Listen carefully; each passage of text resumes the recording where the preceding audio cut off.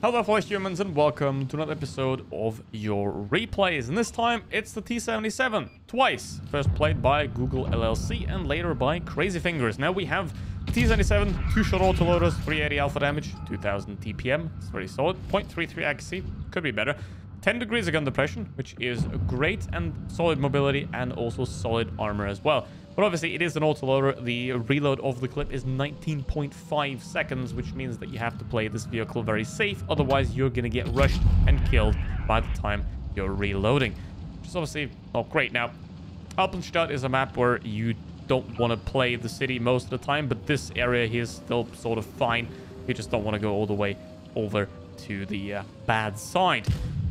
Not where you belong. Now, the T32 here is doing a very good and important role. He's playing the meat shield, the distraction, the holdout that allows Google to reload in absolute peace behind that 32. Because if that's not the case, you're not going to be able to play this vehicle in any good capacity. Because you got to keep yourself safe in this tank. Very much so. Not like that CC64 and you just die. It's not very recommended. Now, the problem in this case, it is a, well, 3 versus 5 situation. There's a lot of enemies around here. So what you essentially want to do, if you have an anyway competent team, is focus fire, take out individual tanks at once, and maybe not play like this T26 that just rushes around the back. But given that the T32 is now dead, that might have even made sense, that move. But Google here spots the situation perfectly and removes himself from that area of the map. And now the 53 TP is pushing the MX, and that sort of should be the next target here. It would be nice if the MX would turn around and start shooting at the 53 TP here to get rid of him. But again, he's now going to die, and Google is again backing up here. There's no sense right here in helping that AMX AC, because either he's going to deal with it himself or he's going to die, and you don't want to bleed hit points for teammates that are doomed anyway. That is something that you have to understand, is that when a teammate is doomed, they're doomed. There's nothing you can do. Get out, get yourself into a better position. So obviously it sounds very selfish, but in that case you're sort of playing for the team, because if you preserve your hit points and your combat capability instead of throwing it away for no reason and then insulting teammates for no reason, then you're not going to help anybody with that, because now 1500 hit points, very useful. Very useful. Not like just rushing that 53 TP. It's also a 1 versus 4. And they can't aim. American tanks don't have rear armor, but they can't pin it anyway, which is weird. Now, we're going to have to skip a little bit because it's just waiting. And they are playing together, which is commendable, but they're both one-shots. So, one shot, dead. Pretty free right here. 4.5k damage dealt. Now the MX, he's trying to run away, but there is absolutely nothing he can do about it now. And this is why you ideally, if you can, without endangering the victory chances, want to preserve your hit points till the end of the battle, because you'll be healthy, you'll be in the perfect fighting spirit, and everyone else is already battered and bruised, and you will be able to take over that game at the end and decisively ended in your favor. That's how it works. You do the most at the beginning, and most importantly at the end of a battle, because that's when there's chaos, and that's, if you can understand it, that's where you will thrive. 5000 damage, Kolobanov's absolutely fantastic game right here. And now we go into another one. This is a rating battle.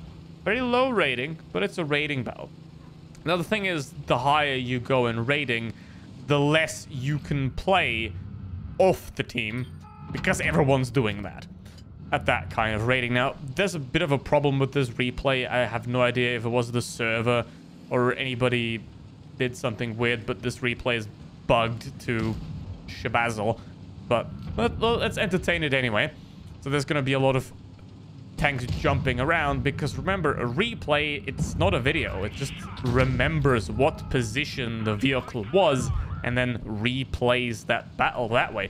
But if the coordinates of all the vehicles and the movements are wrong, the replay is also not going to work. So this could be through a multitude of factors, like the server's screwing up, or a out-of-date client, or I don't know.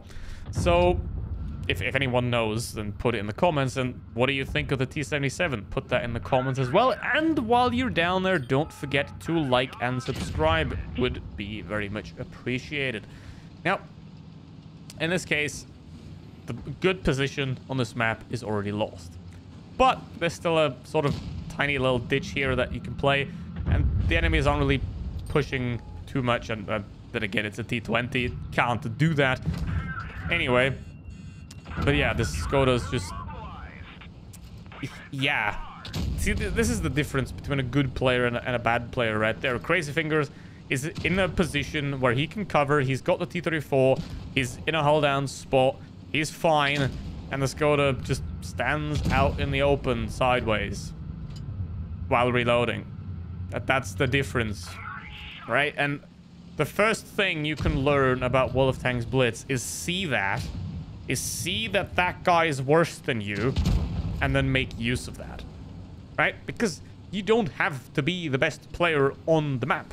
If you're better than 2 players on the enemy team, you can already do pretty much 2,000 damage at tier 8 if you find them and you can beat them the proper way.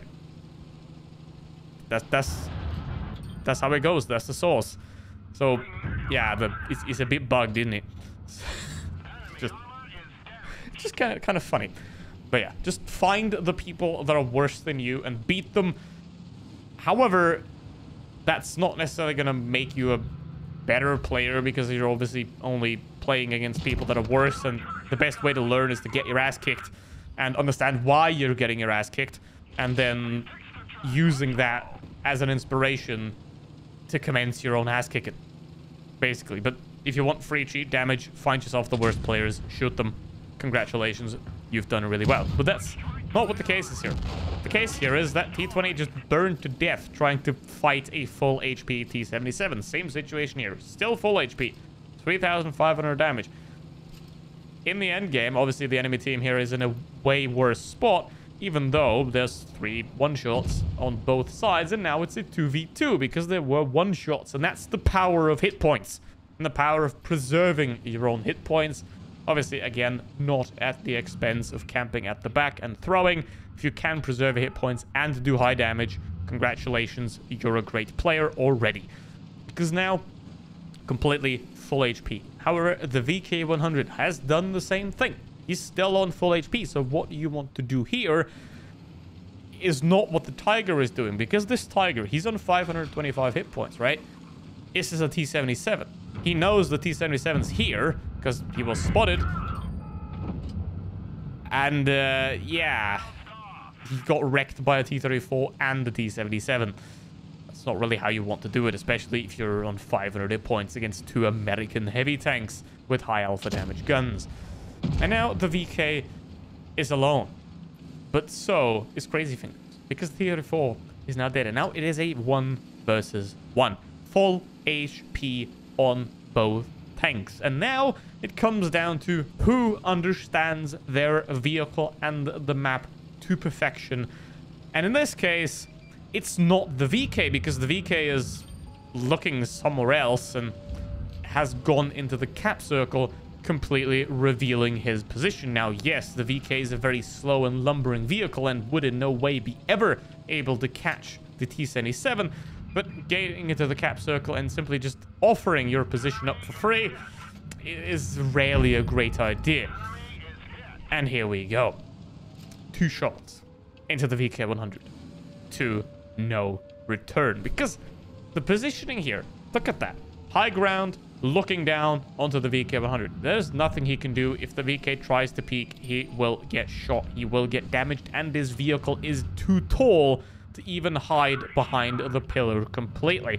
So, very well done here by the VK at completely throwing away any resemblance of competence for the sake of capturing the base.